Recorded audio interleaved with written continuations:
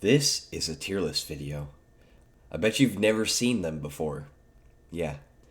Anyways, we will be ranking something pretty controversial that will start a lot of arguments, fights, and debates. And I am fully accepting and embracing of fights.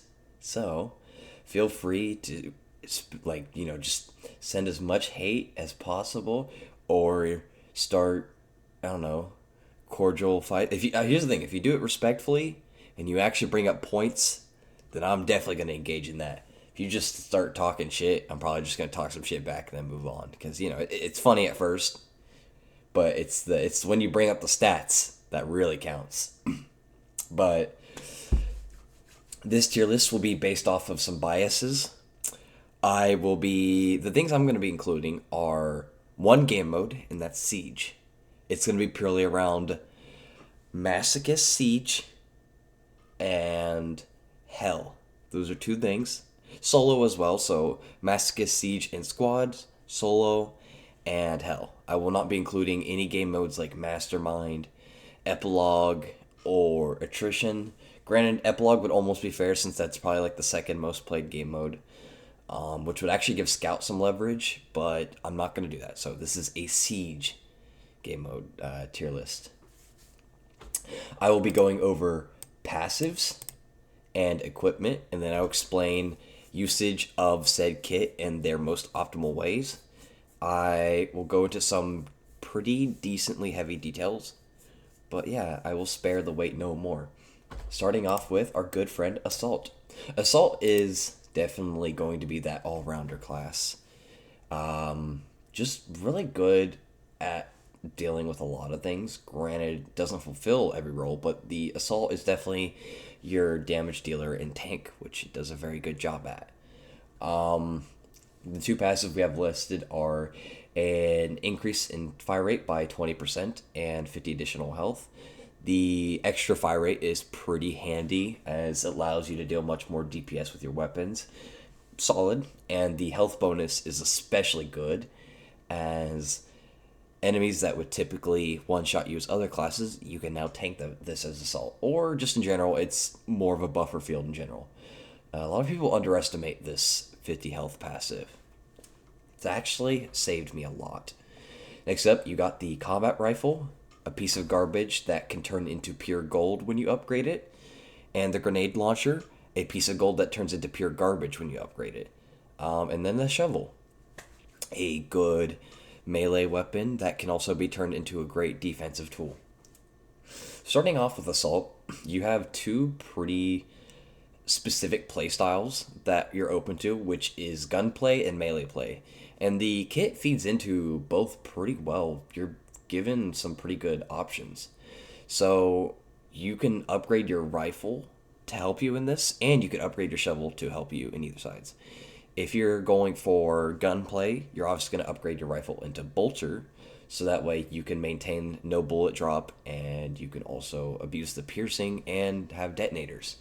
And usually with this play, you're not going to be getting a lot of melee kills, so Rallying Cry is a great method of survivability, allowing you to tank even further and build up your meter to tank even more just by shooting enemies. Alternatively, if you go a melee route, you will get Harpoon, which has more DPS, but it isn't quite as good for gunplay. However, you can now grapple enemies to melee range, and this is when you want to get Overcharger. Overcharger will only gain charge from melee kills, but now you have a method of pure invincibility that is, for the most part, effective. Grenade Launcher is kind of more of its own independent thing, but Grenade Launcher allows Assault to deal with things that typically he would struggle against, Grenade Launcher I personally really like to use in public lobbies when I'm doing Masochist, as I can use it to kill shielders that are just annoying for early waves, and you can damage mech units pretty powerfully. Granted, not as good as RPG for mech units, but it has some pretty nice splash. It's great for killing groups of enemies, and it's like Shockwave, but almost like better at its job. Shockwave, you can hit any part of a platform and damage it, instead of just having to hit the red box. For some reason, though, if you shoot a tank with shockwave, you have to hit its weak points. Grenade launcher, you can hit a mech unit anywhere, and it will deal the damage it needs. All in all, a solid kit that allows for a lot of power. Bolter is the more comfortable choice or route, where it's a lot easier, and you can still be really effective at damage. However, this kind of falls off at higher end difficulties and content, and is also a little bit more limited. Still good route to choose if you're just doing some regular masochist gameplay. Alternatively, you get harpoon, overcharger, and even arrow rig. You can fly around and being practically invincible and kill everything. If you're playing hell mode, this is much better. For masochist, this class is solid. Granted, for solo, I'd probably say it's not your best pick, but has still really good potential. It's a little bit more dependent on what map you play. Not good if you get Bolter, because Bolter is not ammo efficient at all. And you especially don't want to use your grenade launcher if you're doing Hell or solo Maso. Assault is definitely not like the easy best pick in the game, but can handle a lot.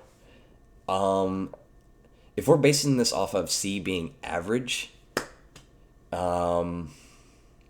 it's definitely a tie between like an A and a B tier. Assault has the potential to just be a nice, cozy, comfortable pick, but it also has the potential to be the deadliest killer in the entire game. Honestly, at Assault rate, I'm probably going to have to rank this one an easy A tier, as Assault has almost everything. Advanced play styles of your choice. You can choose to be ammo efficient. You can tank like no tomorrow, and you can kill like no tomorrow. Assault can be one of the best support classes in the game as well. Moving on though, we have Engineer. Engineer is, well, it's going to take a little bit more explaining, so let's scroll down to it. Right off the bat, we have two passives, which is a 50% reduction in ammo prices. So the ratio for buying ammo is actually 4-1. And you can also buy charges on the ammo box for 3% ammo. These passives are really good economically, because your kit is made of some really ammo demanding items. The shotgun's not cheap on ammo. The RPG's definitely not. And the PDC, well, I mean, it's your main focus of your kit. But right off the bat with the Engineer is you get 5 items. Now, one of the things that definitely catches me off guard is no exclusive items. So before I get too into details like that, I will go over the individual items. The shotgun is a weapon capable of dispersing 140 damage, and typically you're not going to hit those ranges due to spread. There's 2 upgrades, being Hull Sweeper and Sprinter Streak, and I have my own thoughts on those. The shotgun is an item that I would definitely say is typically not very good for the most part. It's only there to save you if enemies get a little too close, like say you're getting rushed by a cloaker or a saboteur, or if you're dealing with Hermes, this is really good due to Hermes' large hitbox. The machete is actually just a very good item to go to. Easy thrown damage, and can be upgraded to Torque Blade for free, easy kills and snipes. RPG, an absolute staple, must have for killing mech units, and on top of that can be good infantry killer if upgraded to the Rocket Stormer. The PDC, kill shit, pretty basic. It's an extra hand to help you pretty much. The barrier, garbage with one really good upgrade. Right off the bat though with the shotgun, my biggest complaint is it does a lot of damage, though it consumes 0.4% ammo per shell. It's a bit much, but 140 damage for that amount is pretty fair, actually. But the only issue is the spread on the shotgun is rather kind of insane. An enemy could be pretty close and you not land your shots. I would definitely say the shotgun was not very well made, and I would never see myself buying a shotgun. The only time I'd use it is when playing Engineer, because it's provided to me. Now, luckily, since you're playing Engineer, that 0.4 is more like 0.2, because you don't really care as much about ammo, which is really good. Engineer does not care a whole lot about ammo in general. Hull Sweeper, its whole thing is to spam shots like crazy, pierces shields, does a little bit less damage, but once again, its whole thing is you can spam the fuck out of it. Only issue, why does it cost more ammo per shell? It counteracts its own point. If anything, it should cost less, but it's also spending reserves for something you don't really need. Sprinter Streak is one of the better upgrades, I'd say. It's less ammo capacity, but same killing power, really. But the whole point is that you gain speed upon killing an enemy. Getting those charges is kind of difficult to begin with in higher end content, but it is nice. But at the end of the day, just get a jetpack. But if you're not going to get a jetpack, getting Sprinter Streak is definitely a good choice. And I will say the speed increase from Sprinter Streak is really, really strong. I'd honestly almost recommend it potentially for certain solo games if you're weird. All in all, shotgun, not a great weapon, but has some really okay niche uses. Machete, on the other hand, base machete I don't give a shit about, but it's there if you need to get a melee kill or a thrown kill. It shines when you upgrade it to Torque Blade. You can get chained kills and build up a lot of damage real fast. Costs 0 ammo. Hand axes, don't recommend them. They do have some strong points, but they have some strong draws, and Torque Blade all in all is going to help you a lot more. I know when looking at the stack, it's not going to seem viable on Torque Blade's end, but when actually using it, you'll realize. RPG is where we actually start to get to what matters. The big issue being with Engineer's Kit is the fact that he has a bunch of these items, but half of them are pretty niche. But RPG is where we really start to get good. RPG costs you 1% ammo per shot, but it's more like 0.5 because you're playing Engineer. Killing mech units is really good for proxy charges, and we'll get into that in a moment. You can upgrade it to Shockwave if you want to kill platforms more easier, but typically you're not, even unless you really are desperate to kill platforms, you're not going to want to go for Shockwave at all. Rocket Stormer is where things really shine. It's cheap, and it can kill almost anything with effectiveness. The only reason to get Shockwave over Rocket Stormer is that Rocket Stormer's weakness is platforms. Except for, in certain scenarios, it's actually stronger against platforms. So typically, if a platform's already perched, or if you're really close to it, it's much easier to kill a platform with a solid barrage. But emplacements do shoot down your rockets occasionally. Do not guide your rockets either. Platforms will especially snipe your rockets if you're guiding them. So yeah, and it's much easier to snipe a platform with Rocket Stormer if it's already perched. I've already said that. PDC! Here we go. We're starting to get good again. PDC. It's a fucking turret. It's the staple of Engineer's Kit. Even though your main weapon's going to be more like Rocket Stormer, PDC is your extra second hand of damage. This item alone is very strong, but it's weak to Saboteurs and tanks especially. Prometheus and other units will target these, so Prometheus and Ares will target these if convenient for them. Other units can destroy them, just like any equipment, indirectly as well. But it does 5 damage per shot with 100 ammo, which is up to 500 damage. And then you refill it, of course. This is great. One of the things about Engineer that I would say is being able to kill melee bosses, and the PDC really assists in this. A PDC is such a good item that oftentimes people will buy PDC outside of being an engineer because of how effective it is. And it's got 2 upgrades. MADs, more expensive for less value. Do never buy MADs. I don't think I even need to explain why they're so garbage. Governor, on the other hand, it's good. I don't got any complaints about Governor. It's a really, really good upgrade. Albeit, you don't need it. You do not need to upgrade your PDC at all. That, in my opinion, is actually pretty optional. But it's still, if you're going to upgrade it, Governor is the choice. Barrier Kit. Garbage. This thing is pointless.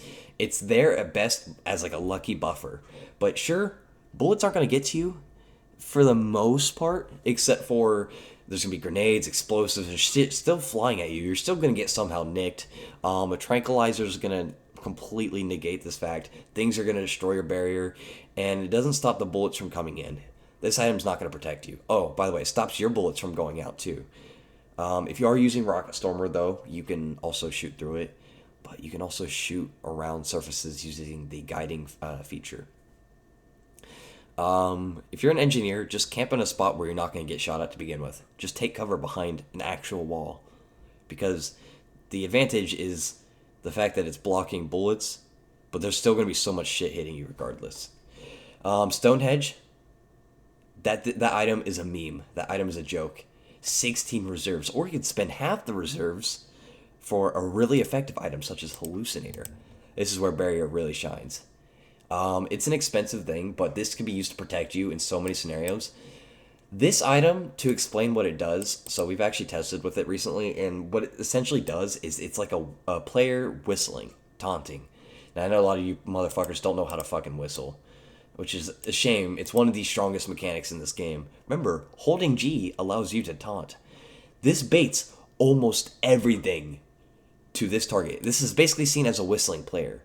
But not only does it bait everything to attack it, items that aren't, like enemies that aren't affected by whistles, so pretty much bosses, will actually target this over priority over players, unless there's line of sight. So it's essentially can whistle a boss as well, but if a boss sees a player, it behaves a bit differently. Also, since this counts as a player, you can use this to control how Daedalus targets, like this will count as a player in a group, or you can use this to spawn Hermes based on the average of where all the players are. This item's a lifesaver. That's all I'm going to say. Definitely not mandatory though, but it is a good item. Engineer kit, all in all, is actually not bad. It's pretty solid. I know it gets a lot of hate, but it gets a lot of hate for some pretty invalid reasons. It has 3 really good items. Sorry, it has like 2 really good items, sorry. And it has some other ones that can be good if used right. Now, the Engineer is a very technical class that a lot of players don't actually know how to play. Engineers by far is the most misused kit in the entire game. It is also overshadowed by other classes that can do the same, if not better. But it's still a good kit if used right. The thing about Engineer is you probably have the worst survivability of any class because you have nothing that actually aids your survivability other than the fact that you're able to get kills without showing your ass. So you can get Rockstormer to like hide behind shit and get kills. And PDC as well. No, Barrier's a pretty bad option of survivability, but you get no survivability passives. But economy-wise, you'll do good. Now, the first mistake of using this class is getting Combat Toolkit.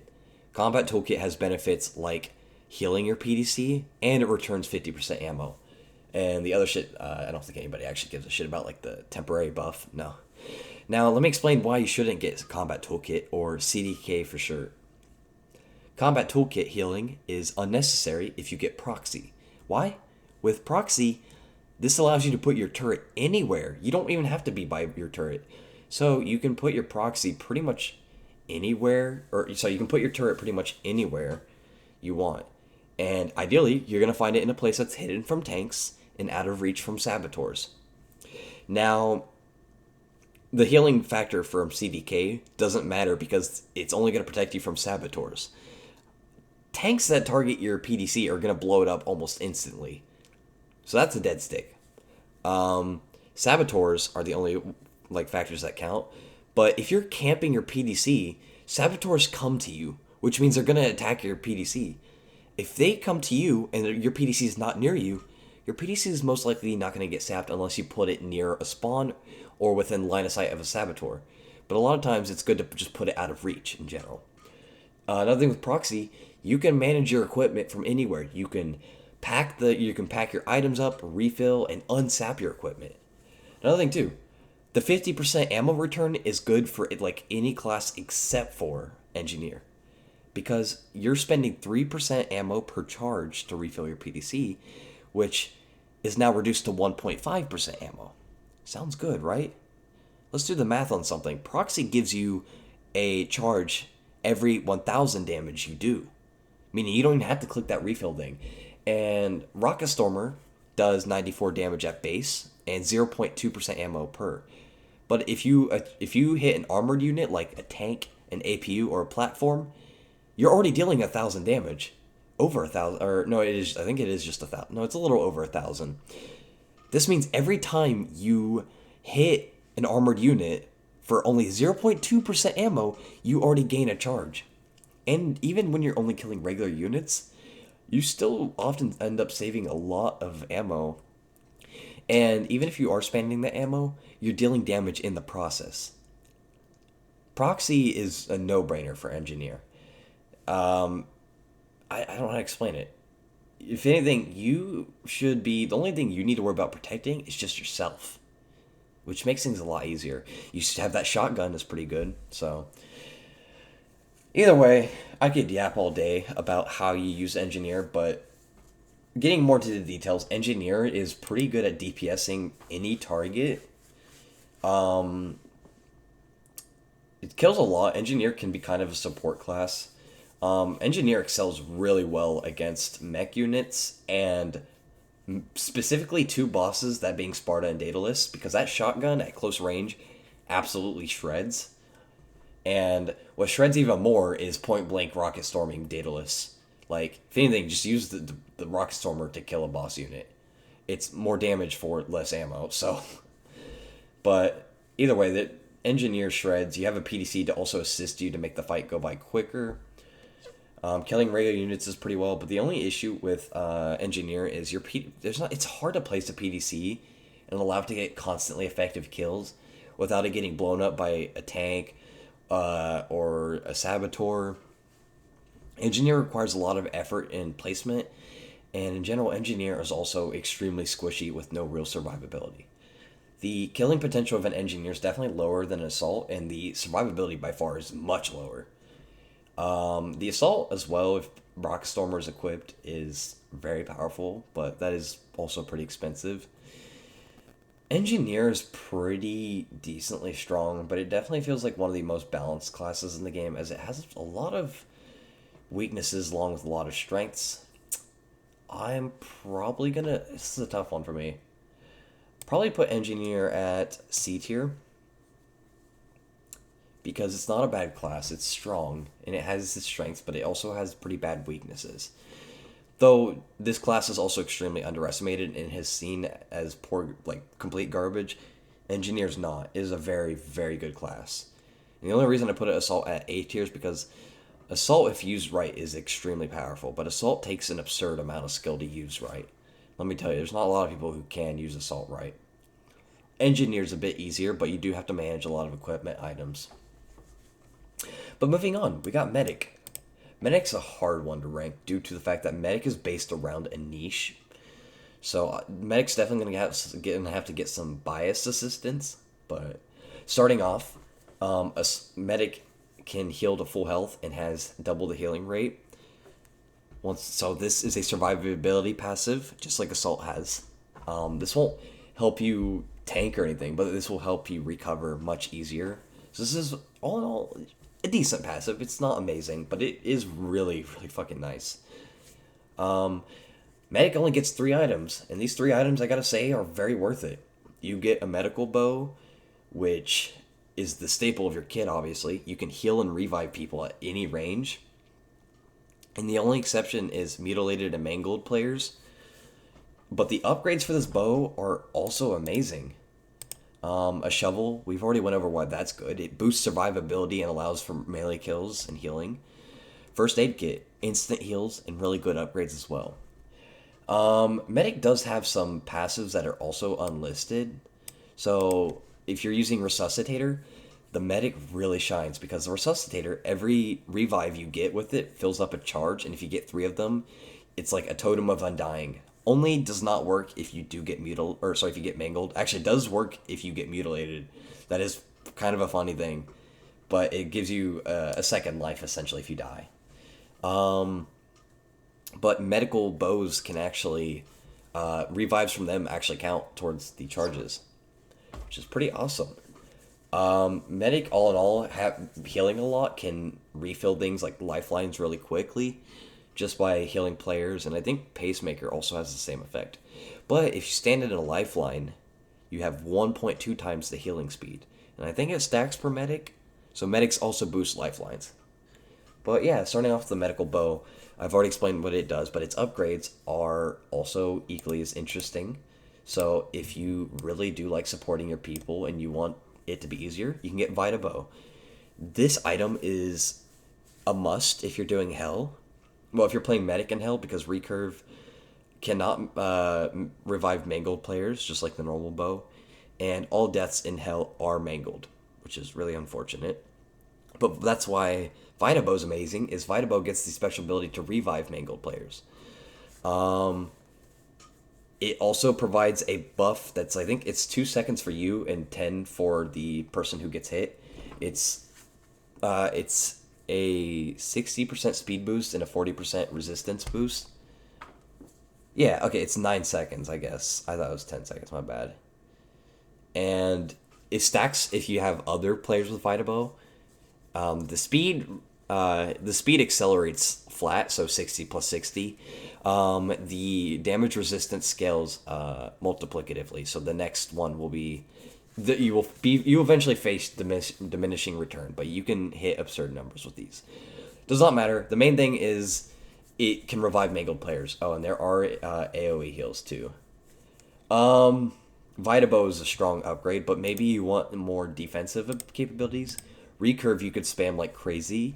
You can also revive at point blank, and if you shoot enemies in close range, it can deal up to 120 damage per shot, which is a lot. So, mocking a medic for not being able to solo Daedalus, if your medic is running Recurve, he can get the job done with ease. Very strong combat upgrade, amazing. Both upgrades are amazing in general. Shovel, already explained what it does and why it's good. If you're playing medic, you're probably going to run rallying, unless you're a medic who gets Overcharger on Archipelago and never is able to get melee kills because you're a medic. But whatever, don't be weird like that. Medkit heals you. If you're about to die, use it. It's good. Mercy Kill, you can't use it on yourself, but it's a buff. Provides heals per kill. Don't know why the medic can't use it on itself, but you can use it to support other players. Don't recommend that. Lifeline is amazing though, because it provides instant healing to players and it recharges itself. I mean, it's just free heals at any time, and it heals a lot. If you heal players with your like medical bow, it recharges it more too. Like I said, if you're standing in it as a medic, it boosts its healing multiplier. Also, if you're on Wave Ultima, you can use the particle effects from this to see through the fog. Same with Mercy Kill, but once again, Mercy Kill is much less useful, and it's not as good team-wise. Just don't do that. But Medic, its whole purpose is support. This is very good at it too. Medic killing potential is pretty much limited to Recurve and buying things externally. So killing-wise, you're not going to be doing a whole lot. Medic's whole thing is a niche. Now, you'd think that I would lower it on the tier list because of that, but Medic does such a good job at its niche that sometimes the Medic can be imperative for a team. And a Medic can also, if you're doing the right maps, some maps have force fields on medical bow revives, which means that you could just constantly revive a player and then he comes and goes invincible and then just, can just tank hordes of enemies. So, because of the amazing supportive capabilities, I would probably say that it's less capable than what an engineer is capable of doing, but team-wise, in Hell is probably going to be typically more or equally valuable. In masochist mode, it's going to be more valuable probably, and in solo, it's going to be completely useless. Just because of its supportive capabilities, definitely B. No lower, probably no higher though. Next up is Recon. Do I want to tackle this one yet? This is my main. This is the class I main. Now, I think a lot of you guys are starting to get this idea that I main Assault, because you've seen me play it a lot. And, I'm kind of goated at it. No, but, I used to be an Assault main. And Assault's definitely my secondary, but I'm actually a Recon main. I just play Assault a lot still. And ever since I've beaten Hell with it for the first time, I found out that Assault is absolutely amazing. Granted, extremely team dependent too, though. All right. This might be biased, but Recon, I feel like a lot of you other people that I've played with are probably maybe even going to agree with this, just because it's kind of obvious. Starting off with passives, 30% reload speed. Or starting off pretty strong. Trying to reload a DMR and armor pillar, it's... What the fuck? Weird. I'm hearing stuff outside. Oh, sounds like a... What? What was that? I don't... Did you hear that? Like a cat screaming or something. Nah, it's dog barking. I don't know. Sorry, I don't mean to get sidetracked so much. I am not editing that out. Let's keep this shit organic, you know? Besides, it's funny, I guess. If you all are in your team are like shooting Achilles, so I do callouts called break, where I fire a shot to break the drone, and then everybody else, when they hear break, they start shooting. I often have to. They're often like, "Dude, you gotta wait for us to reload." I'm like, "What?" Because I'm already done reloading, and then they're still having to fire. It makes all the difference in the world, though. That reload rate, like speed, is amazing. That's not the real focus of passives. That 50% reduction in enemy accuracy. Ooh, buddy. This is one of the most underestimated passives in the game. A lot of people don't understand that this actually by far is one of the strongest passives in the game. And a lot of people just think it's useless. They don't notice it. It's because they don't know how it works. So the way it works is enemies have a spread value or a spread percentage. The lower the number, the tighter the spread, meaning the more accurate they are. What this does, or what this enemy reduction accuracy does, is it multiplies their spread by 1.5. It adds 50% more to their spread. That's a pretty massive number. So this is more effective on lower difficulty. Say the angle of degree for infantry spread is 30. It's going to be 45. Now, the higher the difficulties, the lower the spread like infantry will have. Which means that, like, say an infantry only has 5 degrees, it's now going to be 7.5. It's not going to be as effective. This means units like snipers and Achilles does not affect them at all because their spread is 0. What's 50% of 0? Still 0. So no, you're not. Snipers are not less accurate on you, but when you play on higher difficulties, you come to realize how terrible having a bunch of infantry shoot at you is. So this causes most units to just miss like 90% of their shots. And also, Hermes, as you guys may know, Hermes is nightmare fuel. That minigun fucks people up. If you're a recon, you might get hit by a couple here and there. But it's not, overall, it's not going to actually do much to you by comparison. So this makes recon really good at taking on units like that. Most other cases like engineers, saboteurs, platforms, you're not going to notice it too much because they only shoot you in close range. Tanks, I'm 50-50 on that one. I think it might affect tank accuracy, but I'm pretty sure the tank, I don't think tanks use spread to like determine, because I think they have a separate built-in inaccuracy thing. Tanks do have inaccuracy, but I don't know if it's spread based.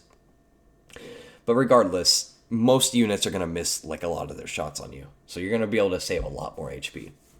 Now, starting off item-wise, you get DMR. Headshot machine does 55 at base and costs a hefty 0.5% ammo per shot. So Recon, you're going to have to be a little sparing with your ammo and not miss your shots. I'd also get a second item like Combat Toolkit or Torque Blade. More so Torque Blade if you want to do good as a Recon to save ammo. But all in all, I mean, if you're getting headshots, it's 110 damage per shot. That's quite a good amount. And this is good if you're dealing with, like, dataless. Scoping and is also a cool feature about it. It's more so the upgrades. Well, sorry, upgrade, not plural. Don't buy Gift of Fire. If you buy Gift of Fire, there is no scenario where you're not griefing.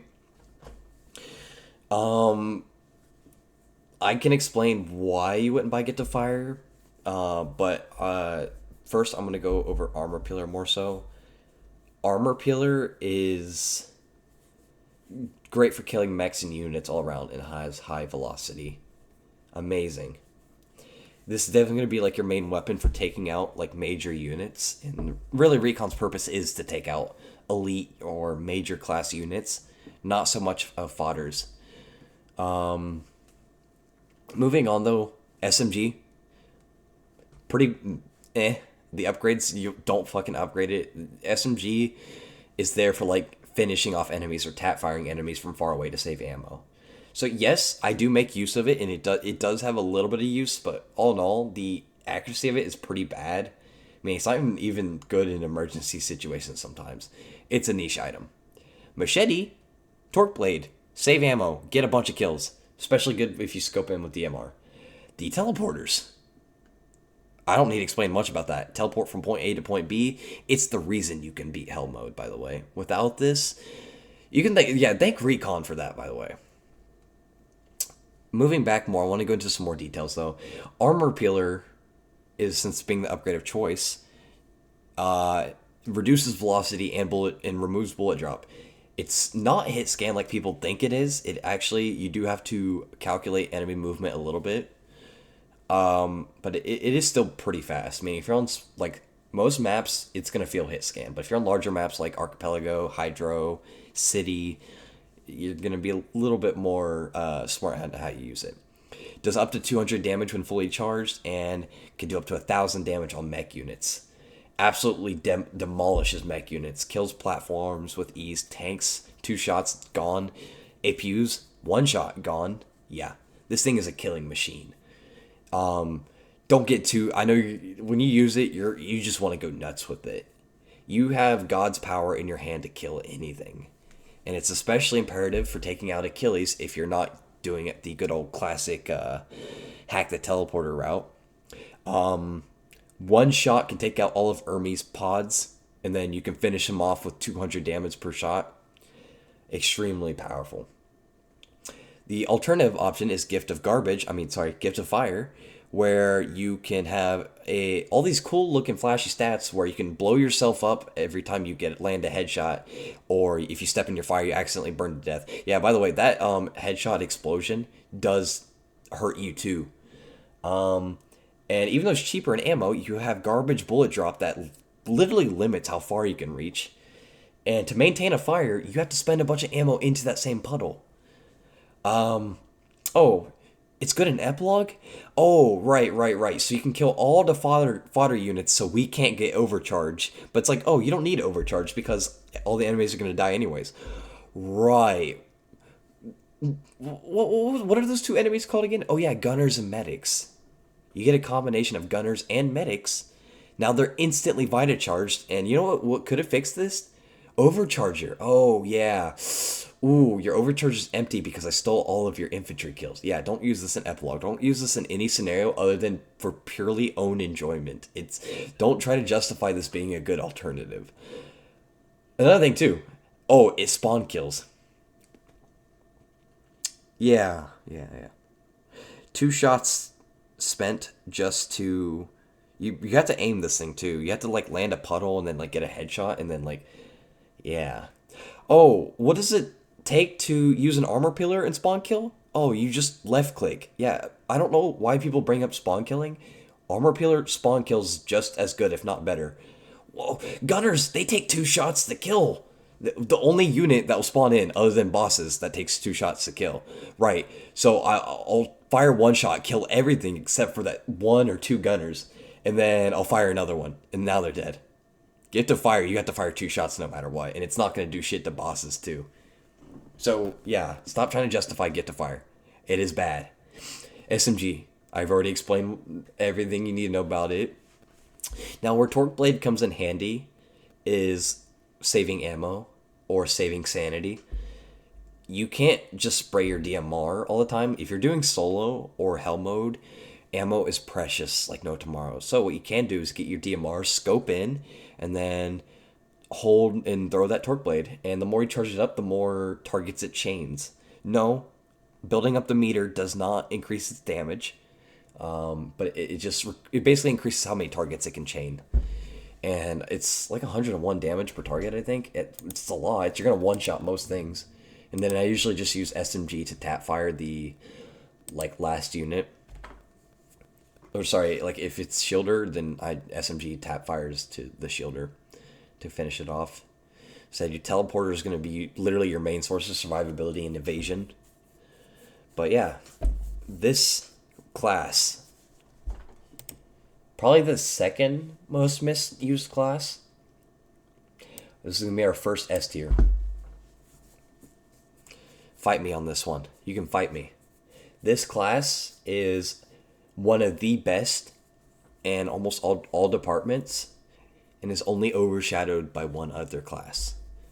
Recon is so ridiculously powerful and has such amazing survivability. He can just sit in the back, blow up pretty much anything he sees. He kills bosses amazingly, kills fodders just as well. He's given one of the best support items in the game, and it literally carries hell to success. And even if you're not doing hell, if you're doing solo, a teleporter is almost always a must-have, which Recon always has. If you're doing full squad, once again, who's going to hate a teleporter? Teleporters are like in almost every match that you'll ever see. People buy teleporters because of how important they are. That passive will literally carry you through hordes of infantry, armies, and so many things. And, you know, when you get to wave 6, yeah, everybody's looking at you. If you get Prometheus, you're going to be the one blowing up his gas cans. If you get Hermes, you're going to be the one blowing up Hermes. Guy is a bit different. Oh yeah, this is the one place where Gift of Fire can be good. God. You look at wave 9, you got Achilles, or Recon does really good against that, and all the other bosses, Recon's still really good at killing. I mean, when you're on wave 3 dealing with Daedalus, that DMR and that machete make easy work out of him. Sparta, I've shredded the hell out of him with Armor Peeler, but typically I would say you're less ideal for Sparta. That I think might just be a skill thing, because I've played Recon a lot, but it's still a pretty heated fight. All in all, there's not much weaknesses this class has other than purely it's just ammo. That's it. And any other class can struggle with ammo. Moving on, Scout.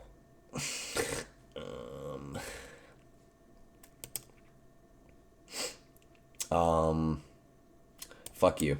Not F tier, but D tier. That's the first one that I did where I put the class in its respective place before even talking about it. Passive is that you walk 25% faster. That's it. Is it noticeable? Yeah. Is it a good passive? Yeah. It's good. Once again, I would say it's also could be counted as a survivability passive because it's evasion, it's mobility and maneuverability. You run really fast. That 25% is a lot. But that's all you get. I don't understand out of Scout what you could defend about it to make to bring out its viability. Remember, I would rank this probably higher. No, I probably wouldn't. No, now that I think about it, what the fuck does Scout actually bring to the table? It's not a pushover class, but it almost is. Alright. I'm going to quit just shitting on it, and I'm going to actually explain my views on this. So, Scout passive-wise probably gets the least action. Granted, I'd say I almost like that walk speed more than the medic passive, but then that's also just not true. Could definitely use a second passive. Scout, you get 2 items, nothing else. So you'd probably be like, well, if you only get two items, that must be really good, right? That's half true. Jetpack. Jetpack is one of the best items in the game. It is a staple, and it is almost a must-have. Not on wave 1, though. You do not need a jetpack on wave 1. And by the time you need a jetpack on any class, you're able to buy it by the time you actually need it. You're just getting it because you're impatient. You don't need a jetpack on the early waves at all. And that base jetpack is not going to be enough to save you from any situation. A teleporter, if I would be honest, a teleporter is more of a lifesaver than any jetpack or its upgrades. And it's also much cheaper too. Now, yes, it is 20 reserves for jetpack, so that is fair. But the other item you get is akimbos. God, who thought this was okay? Alright, so you get a weapon that consumes all your ammo, does some pretty good healing, misses half the time, and has shitty hit registration when you do get a target. So, as you see, it says right here, it heals the user for 6 HP upon hitting a target. It does 26 damage, that's a lot. But it consumes 0.1% ammo per bullet, and you have 16 rounds. Combat rifle has 30 bullets. It costs 1% to reload. You have half the rounds of a combat rifle, and it costs more to reload. Like a lot more. 1.6% ammo to reload. These things drain ammo like no tomorrow. And these are also the only items to not have tap fire accuracy, or like the 100% accuracy you get from a tap fire. Now, allegedly, it does have a tap fire increase in accuracy, but it's barely noticeable. I won't deny it. I'm just going to say it's not very good. And I know scout mains will say shit like, well, I mean, God, I love when they inflate the numbers like crazy. Like, oh yeah, if it hits enemies at 500 studs away consistently. By the way, 500 studs is like the limit for the grappler. I've used this thing within like 300 studs, like tap firing, and it's pretty hard to miss. You aim at their torso to get the best results, and I'm missing half my shots. I can't help that this item has no accuracy. Now, its whole point is close quarter combat, but even for a close quarter combat item, it has so many draws to it. But regardless, it's just a weapon. Upgrades you get are Gunslinger. I don't want to even talk about them at all. I'm sorry. No. Voltic Impact, though. This is the one I want to bring up. This item would be really amazing if it wasn't for a couple things. It reduces your base damage to give it the ability to chain from enemy to enemy and have 100% accuracy. However, to do that, you have to be airborne. No, not airborne. You have to be gliding with your jetpack. Dust Reboot greatly reduces how much you fall while gliding. So you can glide for much longer. But now you're exposed. You have a vulnerability now. Snipers can just shoot you out the air really easily. This item can spawn kill decently effective, but the moment that enemies start to spread out, all of a sudden it just loses its effectiveness. Also, if there's any item that had the worst fucking hit registration in the entire game, this would be king. This thing is wearing a golden crown that says, I have 0 hit registration. Most of these numbers you're seeing are completely false. You will hit a boss 10 times in a row and deal 0 damage. This is not enough to justify a scout. This is also the only synergy in the entire kit. Go back to scout. If you buy Arrow Rig, you killed the synergy with your Akimbos because there's nothing to go for it.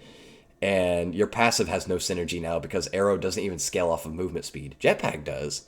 So you can get 25% more boost out of your jetpacks. Arrow does not. So, yeah. Scout, you think would be a great money saver because you can not spend 20 reserves for the jetpack. But because you get literally almost nothing else, you have to end up spending a bunch of reserves in return. To get the ideal loadout of a Overcharger Harpoon Assault is cheaper than doing the same thing for a scout because you have to buy combat rifle, then harpoon and shit. And you still get less items. These Akimbos, these things were not meant for high difficulty, and they definitely weren't meant to be implemented into the game without bug fixes. Another thing about Scout is a lot of classes have some degree of support potential. Scout makes the game harder. Even having a Scout who's good at the game, I swear to God, they just make the game harder. They just make me struggle more. And people who play the class just do it just so that way they can rush a bunch of enemies and then die. And then talk about how you're bad at the game because you're playing safe and you're too slow. They're impatient, they press Y to skip, but this is, once again, this is just the user. But Scouts really don't have much of a face in team play. They were poorly designed and they really got power crept to oblivion by other classes. This class in general has no place to shine in Siege. I mean, you can go in Coastal, but there's still other classes that just take its job and do it better. Just play Assault or Specialist at that point. Any other map, I mean, you're not going to play this guy in Archipelago. Why? Overall, the Scout class is there just for personal enjoyment. But you cannot tell me that this class is good. Do not bring up Epilogue. Because, yes, Scout is amazing in Epilogue, but this is not an Epilogue tier list. This is a Siege tier list, okay? Remember the conditions. So, yes, for Epilogue, this guy's amazing. If this was Epilogue alone, it would go in S tier. But no, this is not Epilogue. This is Siege. Scout belongs at F tier. What, you want me to move it to D, maybe? As high as it's going to get, I'm going to put it in F tier. Just spite you motherfuckers. I'd like to see you guys argue why Scout is such a good class. I can see you arguing why it's not as bad as I'm making it out to be, but I can't see somebody being able to successfully argue why it's a good, amazing class. But on the other hand, of that topic of good classes, Specialist, once again, I don't have to make up my mind with this one. This one's easy. Specialist is king. Specialist dominates Hell, dominates Maso Public, and dominates Maso Solo. Specialist dominates fucking Epilogue. It dominates everything. This class is a class that needs a nerf with no hesitation. Way too overpowered. So, Specialist gets 4 passives. It says 3, but it's 4.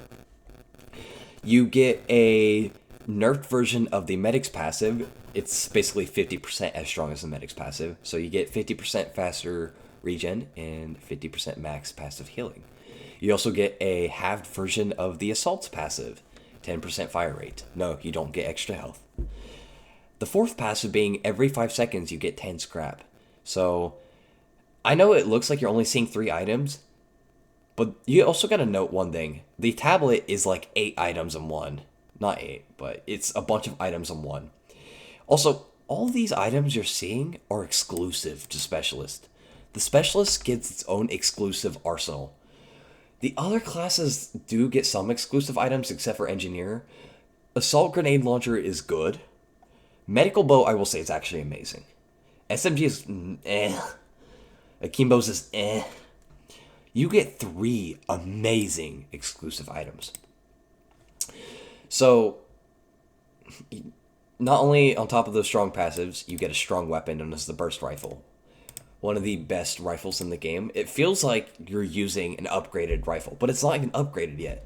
This item heals you, costs scrap to use, and also gains scrap if you get a kill. Meaning you essentially have infinite ammo. This thing also has the longest fucking barrel on the planet, which means you can peek over ledges and just shoot shit directly down. So being able to shoot shit with this thing is so easy. This item, in general, is very strong. Excellent killing machine and a fuel source for your next item. The upgrades are even more absurd. The Stonewall is nerfed in so many ways. You don't get any healing. You get less scrap. Default is worse than the base burst rifle, but when you get 4 kills, it becomes comparable. But the reason why the Stonewall is still so amazingly strong, it does 30 damage per shot. That is insane. The Steel Forge is just a direct upgrade. Its accuracy is almost DMR tight. It's really tight spread. It boosts how much scrap you get per kill as well. So instead of getting less, you get even more. I mean, you get so much scrap, you could just spam away, kill whatever you want. One of easily the best rifles in the game. Once again, not costing you any ammo. The staple of the kit being the tablet gives you a bunch of new abilities. These abilities cost more scrap to unlock initially, but once you unlock them, for the most part, you can start using them for a cheaper price. Except for EMP is the same. Rangers you can spawn, which are basically just like moving turrets that are completely disposable, and they do an absurd amount of damage just killing a bunch of stuff. Oh, and if it gets destroyed, you don't care. Just place another one. EMP disables mech units. Granted, on most maps, fun fact about EMP, Armored units specifically are the problematic ones where on most maps, if an armored unit spawns in, it has a limited time until the armored unit becomes pretty much immune. But when any armored unit initially spawns in, it will pretty much always work. Now, there's also some maps where it always works. Now, non-armored mech units like engineer equipment and rangers, it will always work just fine, and its radius is very effective. Artillery, you can destroy engineer nest really fast, and you can also just instantly wipe out a spawn wave, because why not? Neural Cloud is pretty underestimated. Enemies will pass by a cloud of damage, meaning you can kill them off much quicker, and it also allows for melee kills on shielders too. Airburst, probably by far one of the best items. One of the most underestimated one. It's literally only 15 scrap to just fling any enemy away from you, with the exception of like bosses and saboteurs. Saboteurs it does work on, but if they're cloaked, it does not.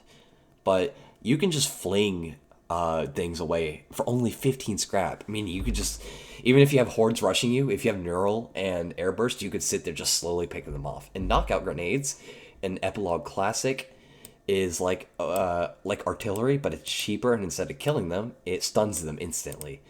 And not only can you use this to quickly stun an enemy, but you can also use this to save scrap and also gain scrap, because instead of just killing them with artillery, you can finish them off with your burst rifle. It is kind of a technical class, but think about what engineer gets as a kit, and then look at this. All this items is more than what the engineer has, and it's compressed into a singular kit, each item being extremely powerful.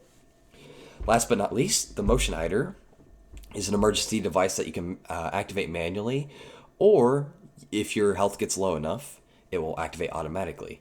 Now you can turn the automatic part off if you want, but upon activation, you go pretty much invisible, and you move at double the speed. So it's basically a get out of jail card that saves you in the heat of a bad situation. Can only be used once per wave. But the only ones who bypass this are Ares and Prometheus, as they have heat vision, and Tempest will also attack you in Motion Hider if he can't target anyone else. But the thing about Specialist, what are his weaknesses? None. He has none. There is no weakness to a Specialist. The Specialist is just strong in every single way. There's nothing bad about it. This is objectively the best class in the game, and you can't argue against me on that one. I mean, go ahead. You could try. But try to argue why another class is better than this guy. Try. I mean, like I said, I'm open to debate and discussions, but this one takes the crown. I mean, he comes with everything he needs, pretty much. So you could just buy a jetpack or like an RPG or something if you want for fun. This class excels in every category, pretty much. But yeah, that is my tier list.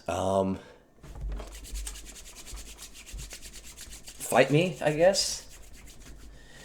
If you have any thoughts or corrections to make, go ahead. But if you do know, if you express your opinion on something, I will also give mine as well. I notice that when people try to like write a paragraph to like explain something, and then I write a counter argument back, they like get mad. It's kind of funny. Like I was talking about how Prometheus and Hell is much worse than Trident, and then like somebody like argued against me back, and I it was respectful at first. They were just kind of like, oh, well, Trident does this and this. And I'm like, well, Prometheus, getting caught by Trident in Hell is more so just lack of self-awareness. And I explain why Prometheus is not, as Prometheus can catch you when you literally can't do anything else. I'm sorry, if Daedalus is on your ass, what are you going to do if Prometheus rushes you? But then they kind of were just like, that's also a lack of self-awareness. I'm like, what the fuck was he supposed to do if Daedalus is there? But I don't know.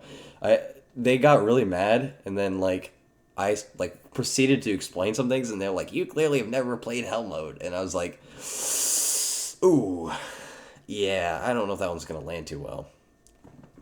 I am a Hell mode fanatic. You might think that I play Hell mode just to be a sweaty tryhard, but I'm not going to lie when I say I actually genuinely just love Hell mode. It is that fun to me because I am not mentally sane.